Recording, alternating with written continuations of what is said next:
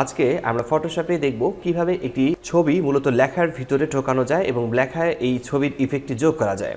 তো এজন্য আমরা প্রথমে একটি ব্ল্যাঙ্ক পেজ নিয়েছি এবং ব্যাকগ্রাউন্ড আমাদের এখানে একটি ব্যাকগ্রাউন্ড কালার রয়েছে, ব্যাকগ্রাউন্ড পেজ ব্যাকগ্রাউন্ড কালার আমরা এটি রেখেছি এবং আমাদের এখানে একটি টেক্সট রয়েছে। এই টেক্সটটিকে আমরা অফ করে দিচ্ছি, অন করে দিচ্ছি। আমি একটা টেক্সট লিখেছি, এরপর আমরা একটা ছবি নিয়ে এসেছি এবং ছবিটিকে আমি অফ করে রেখেছিলাম, আমি এটাকে অন করে রাখছি। আপনাকে মূলত লেখার ভিতরে যদি ছবি ইনপুট করতে হয়, অর্থাৎ লেখার ভিতরে ছবি দিতে হয়, অর্থাৎ আপনি যদি চান যে লেখার ভিতরে কোনো ছবি যোগ করবেন, সেই ক্ষেত্রে আপনাকে প্রথমে লেখা লিখতে হবে।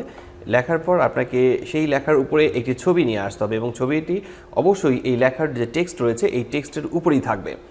আমরা এই ছবি লেয়ারটিতে ক্লিক করে রাখবো। ক্লিক করে রাখার পর আমরা কিবোর্ড থেকে কন্ট্রোল অল্টার চেপে ধরে জি চাপ দেবো। কন্ট্রোল অল্টার জি প্রেস করলে ছবিটি মূলত লেখার ভিতরে চলে যাবে। এরপরে আরও বেশ কয়েকটি কাজ আমরা এখানে করতে পারি। যেমন আমাদের এখানে ছবির যে লেয়ারটি আছে এই লেয়ারটিতে ক্লিক করে আমরা কন্ট্রোল জে প্রেস করছি, কন্ট্রোল জেতে কপি করে নেব। কপি করে নেওয়ার পর আমরা এই যে বেলুনগুলো রয়েছে এগুলোকে রাখতে চাই, এই জন্য কুইক সিলেকশন টুল সিলেক্ট করছি, বা আপনারা চাইলে যে কোনো টুল সিলেক্ট করতে পারেন। আমি কুইক সিলেকশন টুল সিলেক্ট করছি এবং এখানকার যে বেলুনগুলো আছে এই বেলুনগুলোকে সিলেকশন করব। এখানে সিলেকশন রাখছি প্লাস সাইনে, এবং আপনারা চাইলে সিলেকশন এই টুলটাকে বড় করে নিতে পারেন। আমি এটাকে সিলেক্ট করে নিচ্ছি ঠিক এভাবে। আর কুইক সিলেকশন টুল সিলেক্ট করছি এই জন্য, সেটা হচ্ছে একটু দ্রুত সিলেক্ট করার জন্য।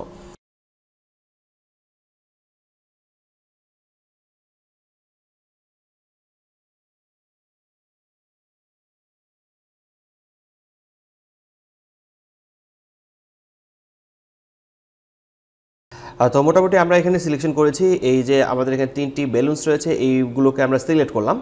সিলেক্ট করার পর আমরা নিচের দিকে লেয়ার যে মার্কস রয়েছে আমরা এই লেয়ার মার্কসে ক্লিক করব। এখান থেকে লেয়ার মার্কসে ক্লিক করলে আপনারা দেখতে পারবেন যে লেখার উপরে মূলত বেলুনগুলো শো করছে। তো এভাবেই মূলত খুব সহজেই আপনারা লেখার ভিতরে কোনো ছবি ইনপুট করতে পারেন এবং সেখান থেকে যদি কোনো একটা অংশ আপনার দেখার দরকার হয় তাহলে সেই অংশগুলো মূলত আপনারা তুলে ধরতে পারবেন। আপনার ওই ছবির যে ইফেক্ট তৈরি করতে চান, লেখায় যে ছবির ইফেক্ট তৈরি করতে চান, সেই ইফেক্টে মূলত আপনারা ছবির কোনো একটা অংশকে রাখতেও পারবেন। আশা করি বিষয়টি বুঝতে পেরেছেন। কোথাও সমস্যা হলে অবশ্যই কমেন্ট বক্সে কমেন্ট করে জানাবেন, আমি প্রতিটি কমেন্টের রিপ্লাই করে থাকি। দেখা আছে ফটোশপের নতুন কোনো টিউটোরিয়ালে। ততক্ষণ পর্যন্ত সবাই ভালো থাকবেন, সুস্থ থাকবেন। ধন্যবাদ সবাইকে। আল্লাহ হাফেজ।